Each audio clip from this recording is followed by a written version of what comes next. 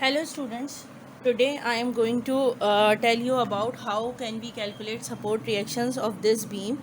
And this beam you can see that having UDL and point loads also. You can see that what is the condition is given to you here is that we have uniformly distributed load from A to C, and you can I will tell you more about this beam. It is a simply supported beam. We have support reactions are given over there. These we have not given supports over here. So this is the point load 170 pound. It is in UDL. It is with UDL, uniformly distributed load, and it is at 1 foot from point A. Then we have uniformly distributed load, that is 20 pound per foot from A to C. Then C to D we have also UDL, uniformly distributed load, that is 15 pound per foot. Then we have point load at point D, that is 250 pounds, and this is a point load. And then we have D to E, there is also uniformly distributed load, that is of 25 pound per foot. Determine support reactions at point A and E of a simply supported beam. So we have to find out RA and RE here. So how can we do this? First of all, we have to convert this uniformly distributed load into the concentrated load. So how can we calculate it? For example, I am going to convert it into the concentrated load. So how can I calculate it? For example, I am writing here, this is W1 is equals to, and this one is W2. It was not given in the question. I am going to support it myself. When I convert it into the concentrated load, so what I will call it P1, P2, P3. So how can I do it right now? I am going to tell you. First of all, I am writing P1 is equals to W1 upon its length. So into its length. So what is the length of this uniformly distributed load? This uniformly distributed load lies on from A to C point. So what is the total length of for this uniformly distributed load? Beam length 1 plus 3, it is 4 feet. So we have to multiply with the 4 feet. So W1 is equals to 20 pound per foot into 4 feet. I can also write down fit cancel. So I will get the value of P1 here, and it is 80 pounds. Now what I have to do next, I have to calculate W2, means I have to convert it into the concentrated load. So it will come into the center. Let me tell you, now I am going to call it is P2, W2 into it. This uniformly distributed is at the beam span is 2 feet. So we have to multiply with 2 feet. The value of W2 is given here is 15 pound per foot. So 15 pound per foot multiplied by 2 feet. So I have to cancel feet, and 2 5s are 10, and this is 30 pounds. And I can write P2 here. So now P3 at the is lying between D to E, and its length is 2.5 feet, and this is 25 pound per foot. So W3 into 2.5 feet. So P3 is coming out to be is 25 pound per foot into 2.5 feet. So therefore P3 is equals to 25 into 2.5, coming out to be 62.5 pounds. This is the way to convert uniformly distributed loads into concentrated load. So now I am going to make the free body diagram by taking P1, P2 and P3. So how can I make it? Let me tell you. This is the free body diagram. This is RA, which I have to calculate it, and this one is the RE, A point and E point. So I am having UDL here, then here,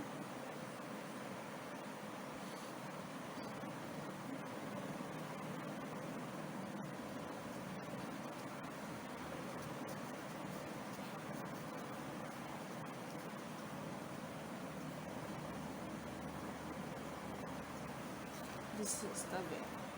Now let me tell you, I am selecting another marker. I have to convert P1 in this UDL into concentrated load, so it must come in the center. So its center, for example, is here. So P1 is equals to 80 pounds. We have calculated earlier. I am not writing any point load here. I just want to make your concept clear. And this is P2. It should also come at the center. And this value is smaller than this, so it should be bigger, and it is smaller. P2 equals to 32 pounds. And then we have at the center, and it is greater than, so it is P3 is equals to 62.5 pounds. Now UDL is become concentrated load. Now I am writing its length. For example, the whole distance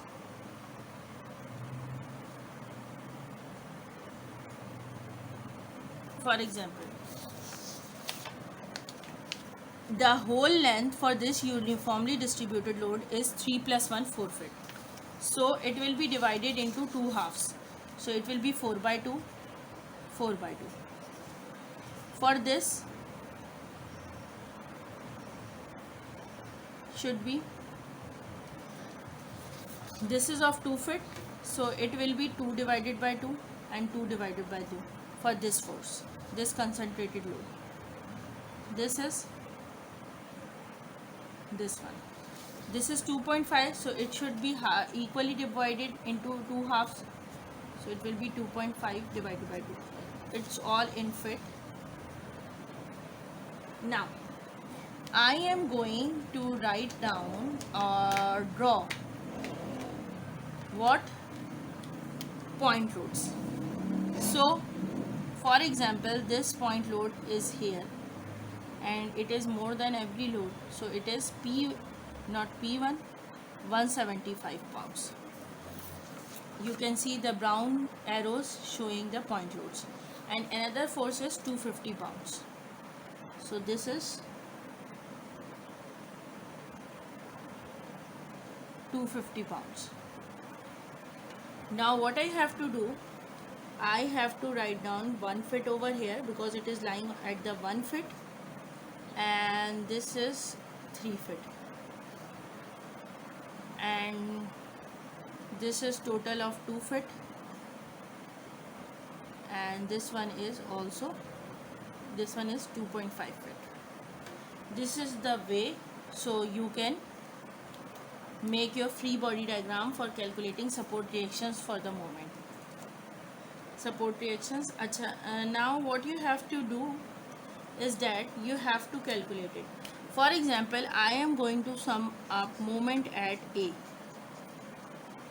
So if I am going to sum up moment at A, so RA becomes 0. So we have to find out the value of support reaction RE. So what I have to do,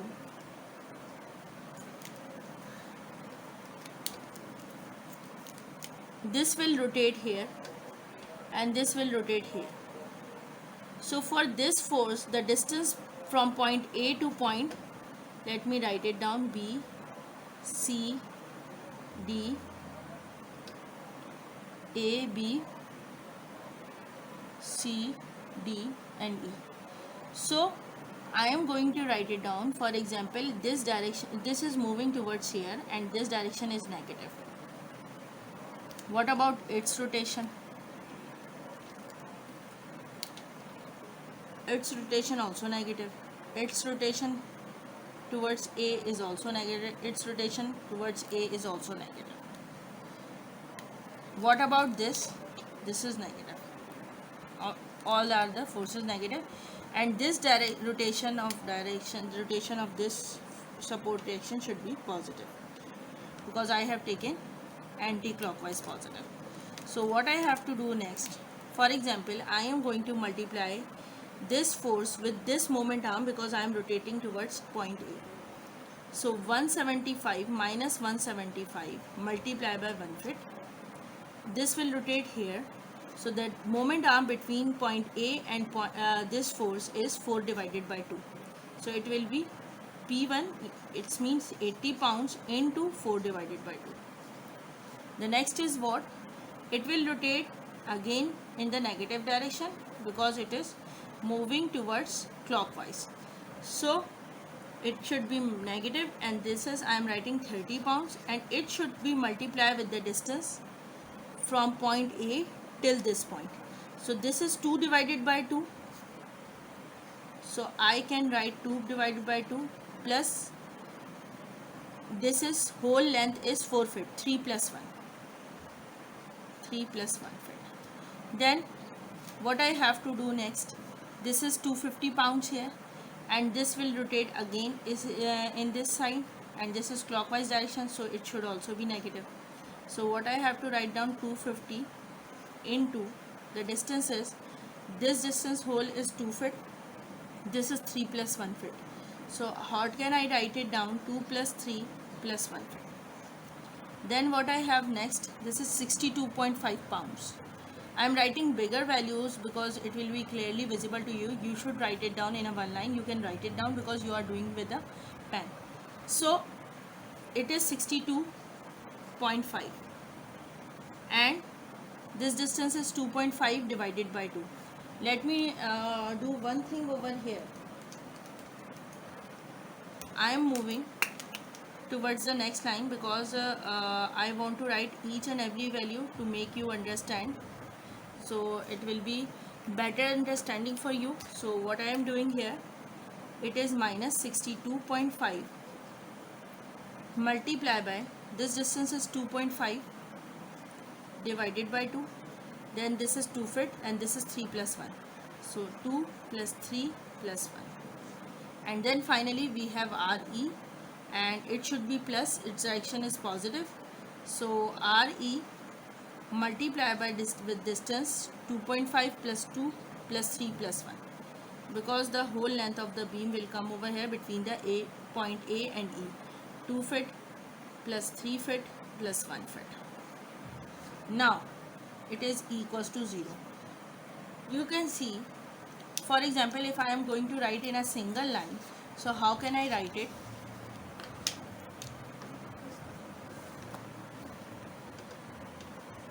Minus 175 into 1 into 80 into 4 divided by 2. So I can write 80 into 2 minus 30 into 1 plus 3 plus 1, 4, 5, minus 250. I am adding all the values, 5, 6, minus 62.5. So it is what? 2.5 divided by 2 plus 5 plus 6. So it is coming as 7.25. 7.25, and then the whole length of the beam is 2.5 plus 6. The whole length of the beam is 8.5 feet. You can already seen here. So I can write down plus 8.5 RE. So now I have to calculate further. All the values are in minus, and this one is only positive. So 175, this one should also be minus.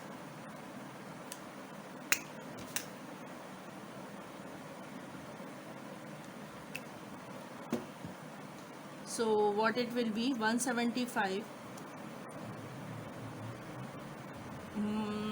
175, for example, I am doing it like this, minus 30 into 5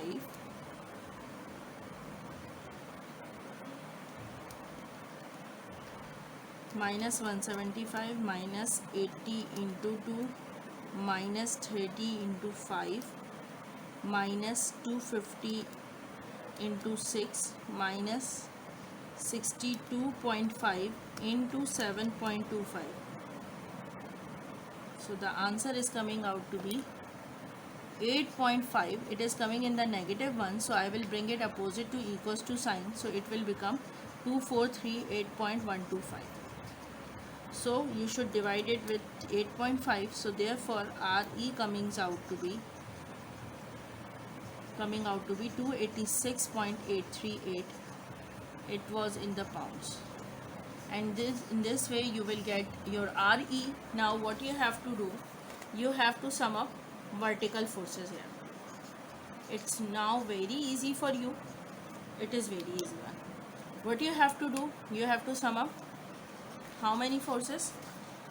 RA positive, RE positive, minus 175, minus 80, minus 30, minus 250, minus 62.5. So you have to sum up all the vertical forces. So RA plus RE minus 175 minus 80 minus 30 minus 250 and minus 62.5. RA plus 286, I am putting the value of RE 838, and when I sum up all the values, 175 plus 80 plus 30 plus 250 plus 62.5, so it is coming out to be 597.5 equals to 0, and I put the value here. So 286.838 minus 597.5, so the answer is coming out to be 310. RA minus 310.662 equals to 0, so therefore RA is equals to 310.662. This is in pounds. Whenever you are trying to solve the numericals, you should keep it in your mind. You should write down the units properly, because units does matter in civil engineering. It is very important to write or mention units of the system. For example, sometimes you have to convert it, so you should have to show the calculations as well. This is the way to calculate support reactions RA and RE, because we don't have supports over here. In this question, it is just asking that how you have to calculate the support reactions by giving over here. So there are no supports given to us, that for example hinge or roller, whatever the support is not given to us. So what does it mean by that? We don't go for the calculation of summation of Fx0, because there is no horizontal force acting over it, so you don't need to calculate it. So this is the way when you have a uniformly distributed load on your beams and point loads also there, so you can calculate it like this. But be careful while calculating, because if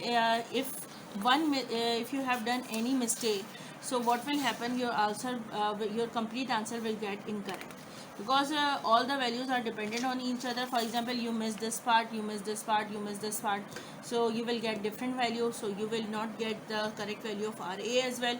For example, I wrote a plus sign over here, so if I add it here, so I will get the change value of RE, then I will obviously I will get the value of RA wrong as well. So your concept is very important. You should calculate it properly, and you should be very careful while calculating the support reaction. So this is the way to calculate support reactions. Hopefully you will understand it, and you will practice it in doing these questions or numericals, and you will understand it. Thank you. That's it for today.